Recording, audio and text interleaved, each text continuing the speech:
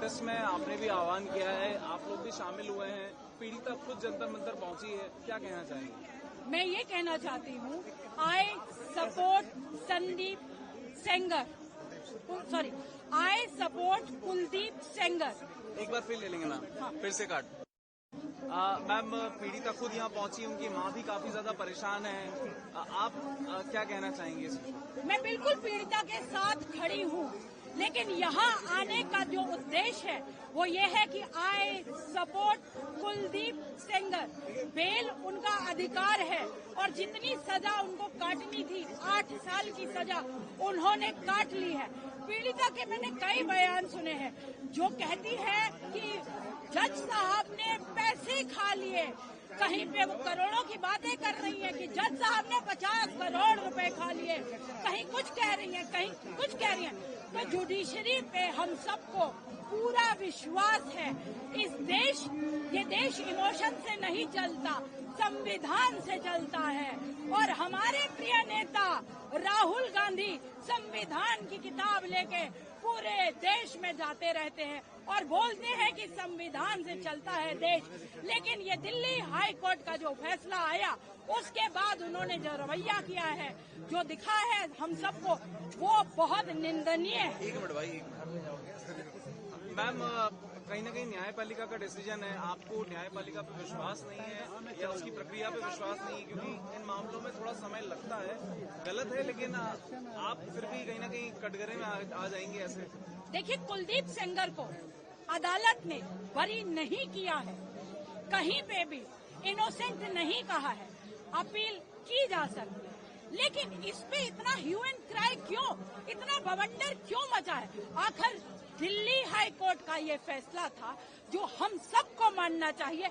अगर हम समझते हैं कि जुडिशरी एक बहुत बड़ा स्तंभ है और जुडिशरी में हमें पूरा, अगर हम समझते हैं कि हमें पूरा विश्वास है, तो ये रेप की राजनीति बंद होनी चाहिए। रेप पर बहुत राजनीति की जा रही है, हर बार देखी जाती है, रेप पर राजनीति होती है।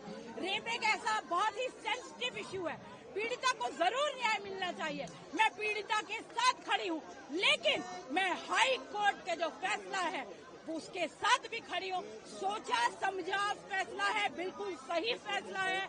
अगर उन्होंने हर एविडेंस को देखा है, समझा है और तभी इस बात को कहा है, बहुत बड़ी ऑब्जर्वेशन है।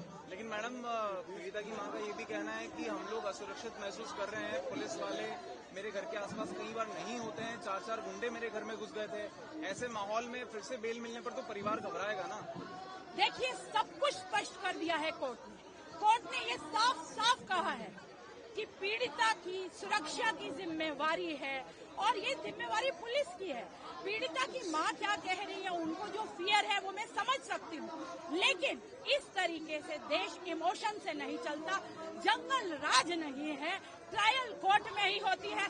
जंतर मंतर पे, इंडिया गेट पे बैठ के कहीं पे कोर्ट की हियरिंग नहीं हो सकती, ट्रायल कोर्ट में ही होती है। उन्हें कोर्ट भी जाना पड़ेगा। ये लांछन लगाने बंद करें, रेप पर राजनीति बंद करें। ये इशू पूरा पॉलिटिसाइज हुआ है और मीडिया ट्रायल बाकायदा बहुत जोरों शोरों से चल रही है। इस पे मैं ये कहना चाहती हूँ कि मीडिया को भी अकाउंटेबल होना चाहिए। मीडिया ट्रायल बंद होनी चाहिए, ट्रायल सिर्फ कोर्ट में होनी चाहिए और दोषी को कड़ी से कड़ी सजा मिलेगी। हमें पूरा विश्वास है, हमें अपनी जुडिशरी पे पूरा विश्वास है। ठीक, थैंक यू। ये लाइव जा रही है ना, जारी के साथ क्या क्या नहीं हुआ, आपको गलत 8 साल